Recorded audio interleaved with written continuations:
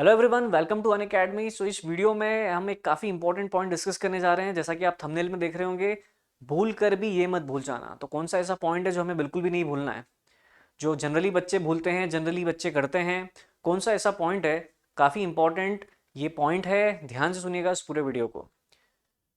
Generally हम बहुत सारे स्ट्रेटेजी के वीडियो देखते हैं और ये देखते हैं कि किसी एक बच्चे की जिसकी रैंक 1 आ गई है या टॉप 10 में वो आ चुका है, उसकी ये स्ट्रेटेजी थी और उसी स्ट्रेटेजी को हम फॉलो करने रहते हैं अपनी प्रिपरेशन के टाइम। ये बिल्कुल भी हमें नहीं करना है। आपकी अपनी एक यूनिक स्ट्रेटेजी होगी। आप एक यूनिक पर्सन है, सभी एक स्टूडेंट यूनिक पर्सन है। सभी की अपनी ओन स्ट्रेटेजी होना चाहिए। सभी का एनवायरनमेंट अलग होता है, सबका कैलिबर अलग होता है, सबका पोटेंशियल अलग होता है। सभी के जो डिफरेंट कंडीशंस होती हैं वो सभी के साथ अलग अलग होती है।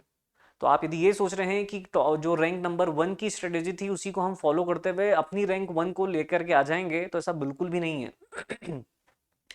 जिसकी रैंक 1 आई है उसकी प्रिपरेशन स्ट्रेटेजी डिफरेंट थी। उसने उसके एनवायरनमेंट, उसके कैलिबर के हिसाब से उस प्रिपरेशन स्ट्रेटेजी को फॉलो किया था।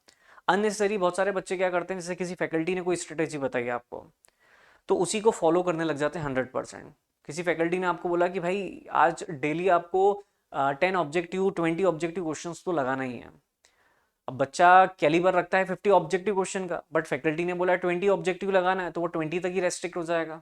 या फिर जो स्टूडेंट कैलिबर रख रहा है कि सर मैं केवल 5 क्वेश्चन ही लगा पाऊंगा, 2 क्वेश्चन ही लगा सकता हूँ दिन भर में, आपने तो 10-20 क्वेश्चन का बोला, तो डीमोटिवेट हो जाएगा कि सर ने तो इतना टारगेट बताया, इतना डेली होना चाहिए, तब जाकर के आप एक गुड रैंक को ला सकते हैं किसी भी एग्जाम में। जैसे हम स्पेशली गेट की बात करें तो फैकल्टी ने तो अपनी प्रिपरेशन स्ट्रेटेजी बता दी, फैकल्टी ने तो 10 स्टूडेंट से बात करी, उसने अपना एक्सपीरियंस शेयर किया आपके साथ, है ना। तो हर एक एक फैकल्टी आपको डिफरेंट डिफरेंट स्ट्रेटेजी बताते रहते हैं।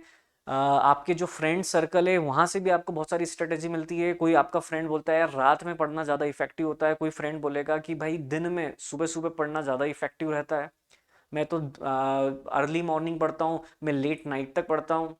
जो रैंक नंबर 1 आया था वो लेट नाइट तक पढ़ता था इसलिए उसकी रैंक 1 आ गई, तो ऐसा बिल्कुल भी नहीं है। आपकी अपनी प्रिपरेशन स्ट्रेटेजी होगी, जो भी कंफर्टेबिलिटी है आपके साथ वो आपको लेकर के चलना है। आपको अपने पोटेंशियल के हिसाब से, आपके कैलिबर के हिसाब से अपना डेली का टारगेट सेट करना है। आपको लगता है कि आपका पोटेंशियल डेली के 10 ऑब्जेक्टिव क्वेश्चन का है, तो आप 10 ऑब्जेक्टिव क्वेश्चन को सॉल्व बिल्कुल करिए। यदि आपको लग रहा है कि सर अब टाइम के साथ मेरा कैलिबर बढ़ता जा रहा है, मुझे अब 10 के बाद 12 15 20 इस तरीके से अपने ऑब्जेक्टिव क्वेश्चंस का नंबर बढ़ाना चाहिए, तो आपको अपने स्ट्रेटेजी को उस हिसाब से अकॉर्डिंगली आपको सेट करना होगा। काफ़ी इंपॉर्टेंट पॉइंट है ये। बहुत सारे स्टूडेंट से हमारा इंटरेक्शन होता है कि सर हमने पूरे साल भर ये स्ट्रेटेजी को फॉलो किया क्योंकि हम इस फैकल्टी को फॉलो करते थे, इस स्टूडेंट का इंटरव्यू हमने देखा था, वहाँ पर ये पॉइंट हमने नोट कर लिए थे कि इंटरव्यू से क्या क्या इंपॉर्टेंट पॉइंट है जो हमें याद रखना चाहिए। सर उसी स्ट्रेटेजी को फॉलो किया, बहुत मेहनत करी सर, साल भर दिन रात एक कर दिए, बट कोई नंबर नहीं आ पाए सर। तो क्या कारण हो सकता है? तो हमें सबसे पहले अपने आप को समझना होगा कि हम कहाँ पर स्टैंड करते हैं। कोई चीज़ किसी बच्चे को बहुत जल्दी समझ में आ जाती है, किसी को समझने में उसको ज़्यादा एफर्ट लगाना होता है, ज़्यादा टाइम स्पेंड करना होता है उस कॉन्सेप्ट को अंडरस्टैंड करने के लिए। तो सभी का कैलिबर अलग होता है। कहने का मतलब यहाँ पर ओवरऑल कंक्लूजन इस वीडियो का ये है कि बिल्कुल भी नहीं भूलना है हमें कि हमारी अपनी ओन स्ट्रेटेजी होगी और ये स्ट्रेटेजी समय के साथ चेंज होती जाएगी। टाइम टू टाइम आपको एक डेली का, वीकली का, मंथली का टारगेट सेट करना है। यदि आप टारगेट अचीव करते हैं तो टारगेट का लेवल अप करना है।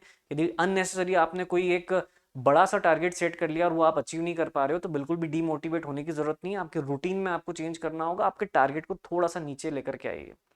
धीरे धीरे स्टेप चढ़ेंगे तो ही जा करके टॉप फ्लोर तक पहुंच पाएंगे, है ना। तो अपनी ओन स्ट्रेटेजी को बनाइए। डीमोटिवेशन बिल्कुल भी नहीं आने देना है अपन को किसी और की स्ट्रेटेजी को फॉलो करते हुए। सभी different different strategy, different different planning आपको बताएंगे। जो भी इंपॉर्टेंट पॉइंट लगता है आपके कैलिबर के हिसाब से, 10 स्ट्रेटेजी को सुनने के बाद उसमें से कुछ पॉइंट, इंपॉर्टेंट पॉइंट को एक्सट्रैक्ट करो और अपनी स्ट्रेटेजी को फॉर्म करने में उन पॉइंट को इंप्लीमेंट करो। तो ये बात बिल्कुल ध्यान रखना है आप सभी को। Thank you.